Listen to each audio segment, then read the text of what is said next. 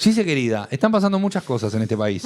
Está pasando de todo y yo hoy vine con dos cositas. En paralelo vamos a hablar primero un poquito de actualidad y de lo que viene pasando en estos últimos días, que todo está muy cambiante, pero también vamos a hablar de temas que intentan ir por fuera de la agenda, porque a veces uno tiene la sensación, no sé si a ustedes les pasa, que la coyuntura te va comiendo como todas. Sí, te chupa. Te chupa y de pronto no estamos hablando de otras áreas de la gestión de un gobierno que merecen por lo menos una atención. Digo, che, ¿en qué andan? Pero vamos a empezar un poco con lo que está pasando por estos días, como para ponernos en clima.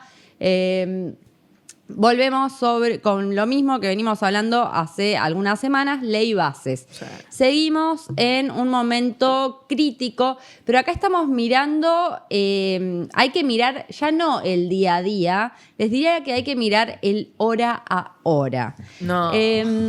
Por eso me estoy cuidando la salud mental, porque yo no puedo más. No hay cuerpo que aguante, boludo. No. Es bastante fuerte. Yo hace algunas semanas tenía mis dudas, tenía mis dudas con respecto. Bueno, el gobierno tiene muchas posibilidades de que, no sé si muchas, pero hasta hace 2 semanas, la posibilidad de que la ley base fuera aprobada en el Senado era real. Había muchas dudas cuando, por ejemplo, el gobernador de Catamarca, Jalil, salió a respaldar la ley bases. Bueno, empezó a haber ruido sobre cómo iba a comportarse el bloque peronista / kirchnerista. Sin embargo, lo que vimos en estos últimos días fue un abroquelamiento de lo que sería el bloque Unión por la Patria. Son 33 senadores y recordemos que para que se apruebe la ley bases o se rechace, se necesitan 37 votos. O sea, hay 4 votos que van a definir qué está pasando. Y en el día, por lo menos hasta el día de hoy, tenemos solamente 8 senadores que no se han pronunciado. ¿Qué está sucediendo? Bueno, el gobierno está ahí como, no diría malestar, pero de alguna forma sí cierto como molestia con diciendo, che, pero yo modifiqué un montón de cosas, tuvimos un montón de conversaciones, porque eso es algo que viene sucediendo casi desde el principio de años con yo quiero esto, vos dame esto. El gobierno mostró flexibilidad para modificar el proyecto y, sin embargo, a esta altura todavía no está garantizado que pueda salir. ¿Y dónde empezamos a ver algunas señales de malestar? Por ejemplo, está poniéndose en duda el famoso Pacto de Mayo.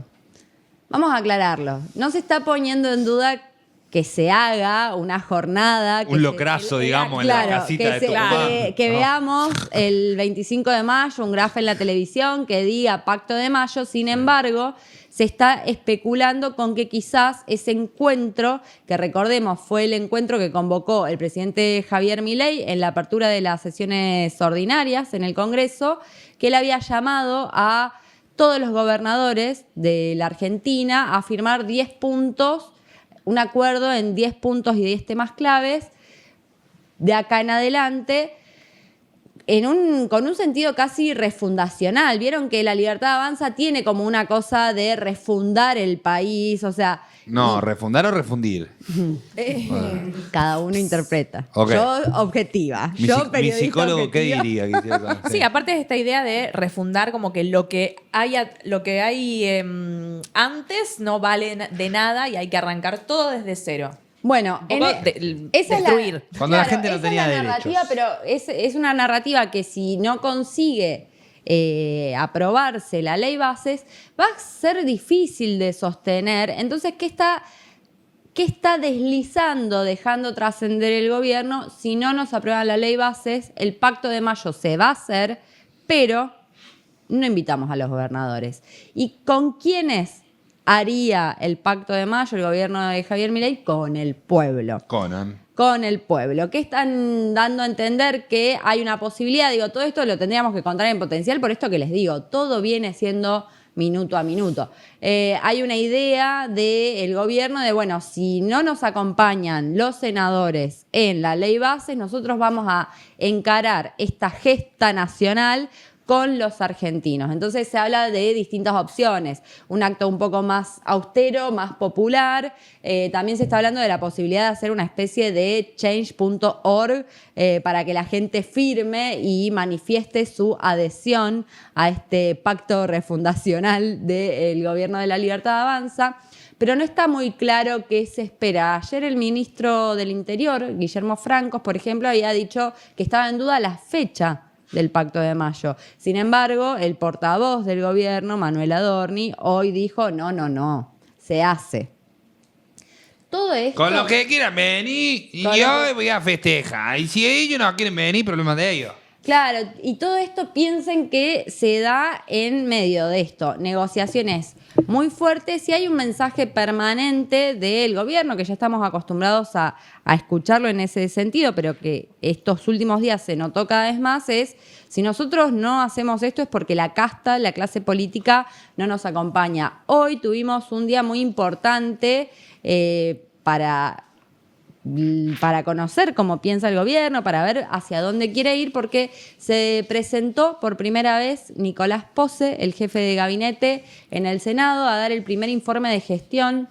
Le conocimos la voz. Le conocimos la voz. Y yo debo decir, no sé si ustedes lo estuvieron mirando, a mí me sorprendió porque estaba muy en duda cuál era la impronta que tenía Pose, su capacidad para moverse en política, siendo que es un hombre que viene del mundo corporativo. Sin embargo, yo, por lo menos lo que vi, fue un tipo sólido y que realmente respondió preguntas. Que eso me parece que también, como decimos No abunda en el gobierno. no abunda. Muchas veces en otras presentaciones de este tipo lo que hacían los jefes de gabinete es recibían las preguntas y las derivaban. Entonces, en el momento de estar frente a los legisladores, decían, bueno, esto lo derivamos al área correspondiente. Acá, si a alguien le interesa, lo puedo compartir yo o lo pueden buscar por redes sociales, anda dando vueltas. El documento con el que se presentó Pose al Senado tiene más de 1.100 páginas y para mí es un documento valioso tanto para conocer qué quiere hacer el gobierno, cómo piensa trabajar el gobierno y qué ha hecho. Ahí hay una cantidad de datos oficiales que a veces para la ciudadanía, incluso para el periodismo, son difíciles de acceder. Pero lo que iba con el tema de la ley bases es que él repetía una y otra vez en cada una de las preguntas que se le hicieron con respecto a cuándo vamos a tener plata, o cuándo se va a recuperar el salario, cuándo viene el famoso rebote en B.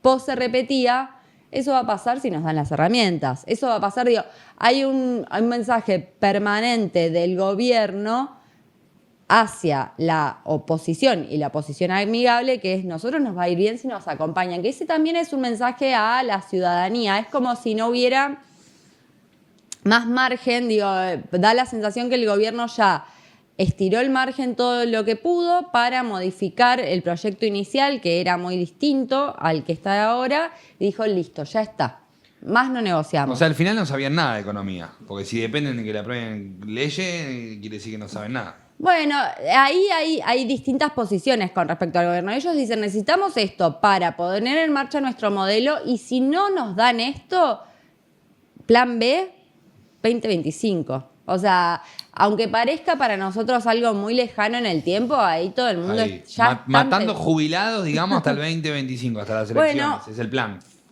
Sí, a mí lo que me sorprende y nada, es algo que repetimos acá, es que a pesar de la mala situación económica en la que estamos, que todos nos ajustamos, la clase media, la clase baja sin dudas, o sea, el gobierno sigue sosteniendo que tiene el respaldo de la gente. Entonces yo creo que todavía hay un margen. Por eso esta jugada, y esto ya es interpretación, por eso para mí esta jugada sigue en línea con la narrativa. ¿Se acuerdan que en el kirchnerismo se hablaba un montón de la construcción del relato? Bueno, ahora estamos siendo testigos de la construcción de un nuevo relato. Yo no estoy en contra de que un gobierno construya un relato. Me parece necesario que construya un relato. Sí, que comunique sus logros, sus políticas. Por supuesto, y vos tenés que armar como yo soy esto quiero y a esto vengo, y después, bueno, llevarlo. Acá estamos viendo la construcción de un relato que, por lo menos a 5 meses de gobierno, que sigue siendo poco, en palabras de gente del gobierno, sigue pudiendo sostenerse. ¿Cuál es? ustedes son la casta, conmigo hasta el pueblo. Y a eso quieren apuntar si el Senado no les da la derecha en esta. Repitamos, 8 senadores no se manifestaron. ¿Qué significa? Que todo puede pasar. 8 senadores son realmente muy pocos y los 8 que están en duda son personas que capaz no tienen una referencia partidaria muy fuerte. Hay muchos senadores. Pensemos que los senadores son como los representantes de la provincia, ¿no? Sí. De las provincias. Y ahí hay mucha gente que quedó huérfana, entre comillas, con senadores que respondían a un gobernador que perdió las elecciones. Hubo quiebres, hubo rupturas. Hay un reacomodamiento político en la Argentina. Entonces ahí te quedan 8 personas que vos no sabés bien. Sí es una buena noticia para la oposición no amigable, digamos, que los 33 de peronismo / kirchnerismo están fuertes, o eso parece. Nadie sabe responder bien a quién responden, porque públicamente el único que los apretó y les dijo, ustedes tienen que estar los 33 juntos, fue Pablo Moyano. Cada vez que hablan un nombre de la CGT, después uno, no sé si vieron que no estamos viendo grandes figuras diciendo los senadores nuestros van a comportarse de esa manera, o instando a los senadores. Viene más del lado gremial el pedido, el reclamo, la exigencia a los senadores de manifestarse en Es que contra. además el Senado no viene con la misma rosca de diputados, viene con mucho menos laburo, entonces ahí Martínez en la presidencia del bloque de diputados está como mucho más afilado, me parece, como en el laburo, y Senado está como que se va a estrenar en esta, una parada demasiado compleja como para estrenar, a ver cómo funciona el cuerpo Sí. de colegiado, pero... Le tengo miedo, obviamente, a la gente de La Rioja. A la gente de La Rioja no.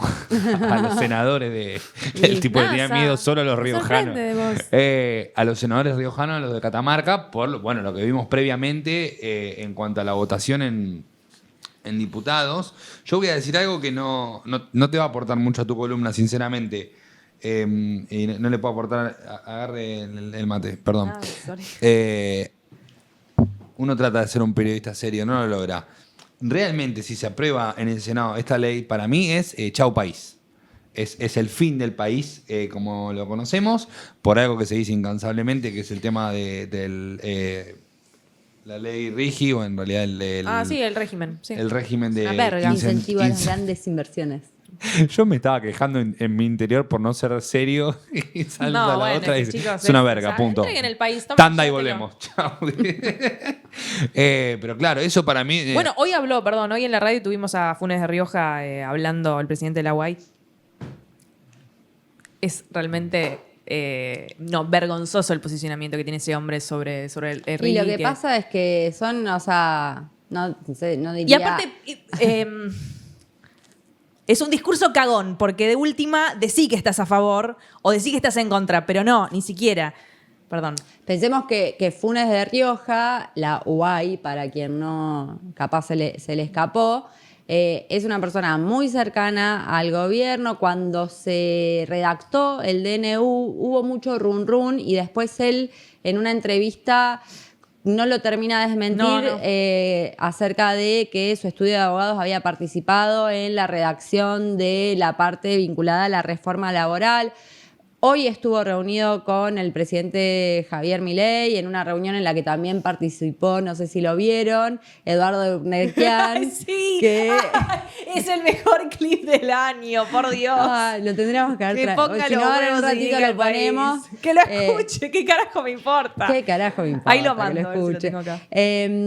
Y ahí hay un vínculo estamos hablando de gente, no del de pyme, ¿no? A veces hay una confusión, esto lo decía Nasa el miércoles pasado, mucha gente que se identifica capaz con el sector empresarial, pero acá estamos hablando de popes que tienen, o sea, que se sientan en la mesa chica, entonces, por supuesto que si tuvieron participación directa en la elaboración de estos proyectos, ¿con qué cara después te lo rechazás? O sea, yo, soy no sé qué, o sea, yo no sé si se regala el país, creo que sí, pero también creo que Objetivamente igual lo podemos Sí, sostener, sí, claro, digamos, sí, o sea. sí.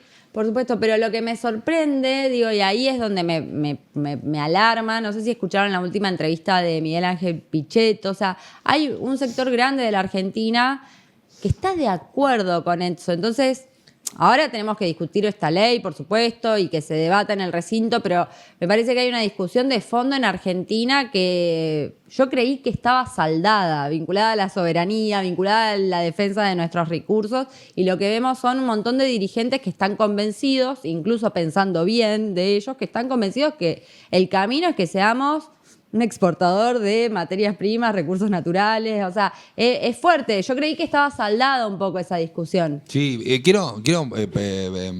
perdón, no tengo idea si estoy interrumpiendo mucho o no, hago lo que puedo.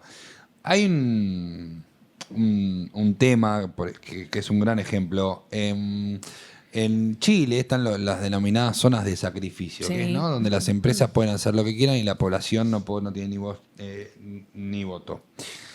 Hay algo muy puntual que pasa en Chile que yo creo que es un gran ejemplo para examinar qué es lo que pasa lo que podría pasar con el RIGI, que es el tema de las plantaciones de paltos. Es decir, Uy, es un temón ese. de paltas. En Chile, por ejemplo, el agua está suministrada de manera privada porque el agua es privada y los bienes, por supuesto, tienen prioridad las empresas que tienen los paltos, hectáreas y hectáreas, ¿no? Empresas que dominan el mercado interno y también exportan.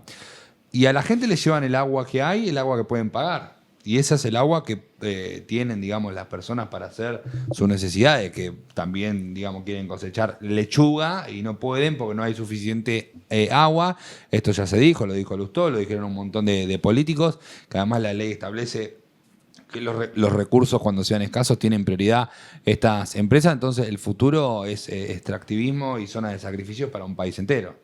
Sí, Puedo chiviar una cosa, pero porque, Sí. o sea, muestra lo que vos estás contando. En Anfibia hicimos un podcast que se llama Sacrificadas, que son 4 episodios donde se cuentan en regiones distintas de Chile cómo opera todo esto que está contando NASA. Así que si quieren historias de vida de mujeres que viven en ese territorio y que les cambió la vida, y lo explica muy bien cómo fueron aparte perseguidas, amenazas de muerte, problemas de salud, ponen Sacrificadas en Spotify y todo lo que dijo NASA está contado ahí. Sí,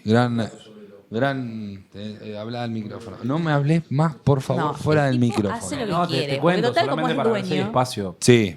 Tengo un amigo que es economista de México Ajá. y él me contó un día que allá en México, por el tema del Super Bowl, hay una tradición en Estados Unidos, y más que nada en las zonas que están cerca, de hacer guacamole, comer nacho y esas cosas para el Sí. Super Bowl. Entonces, esos eventos generan una demanda mucho mayor de paltas. Sí. Que el mercado mexicano no puede abastecer por el mercado regular. Entonces, lo que hace es que muchas de esas plantaciones estén secuestradas por el narco. Entonces, comer palta indirectamente o bastante directamente en México está relacionado con el narco. Por eso hay que erradicar el avocado toast. Gracias.